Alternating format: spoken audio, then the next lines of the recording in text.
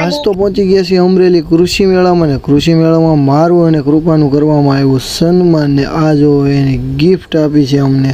પછી સાંજે લેવા પહોંચી ગયા છીએ પ્રસાદી મહાપ્રભુજીની. ભાઈ સવાર પડી ગયું છે ને. ગુડ મોર્નિંગ ને જય શ્રી કૃષ્ણ. વિઠ્ઠલ બાપા સુરતથી આવી ગયા છે અને ભાઈ ચક્કીને જો સવારમાં રૂટીન પ્રમાણે આપણે દરરોજ ભાખરી ખવડાવી દેવી છે. અને ભાઈ આવો નજારો તમને ગામડામાં જ જોવા મળશે. આમ જોવો ઘેટા બકરા લઈને જાય છે ને પછી પહોંચી ગયા હું ને કૃપા કૃષિ મેળામાં. તો અત્યારે તડકાના 3 વાગે આવ્યા છે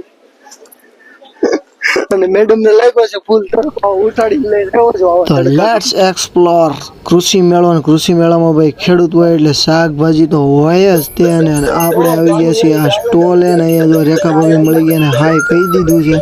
અને ભાઈ અહીંયા છે નાનકડું એવું આરતીનું મશીન ભાઈ જો છે ને જોરદાર. આ છે ખેડૂતોનો મેળો.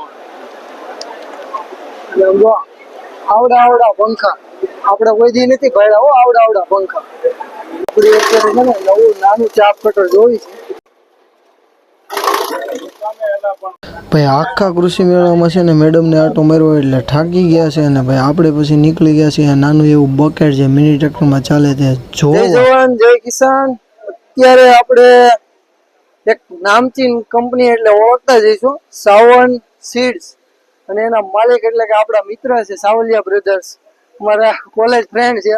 અને કૃપા અને હું અમે અત્યારે આ સ્ટોર ઉપર આવ્યા છીએ. ભાઈ આ છે ને એક પ્રાઉડ મોમેન્ટ હતી ભાઈ. મારું અને કૃપાનું સન્માન કરવામાં આવ્યું ખેડૂત પુત્ર કૃષિ મેળા દ્વારા વિરલભાઈ અને સાગરભાઈનો ખૂબ ખૂબ આભાર. પછી તો ભાઈ અમરેલીથી ફટાફટ ઘરે આવી ગયા કારણ કે આજે હતી મહાપ્રભુજીની જન્મ જયંતિ અને પ્રસાદી લેવા જવાનું હતું ઉમિયા મંદિર. ને આ છે મહાપ્રભુજીની પ્રસાદી.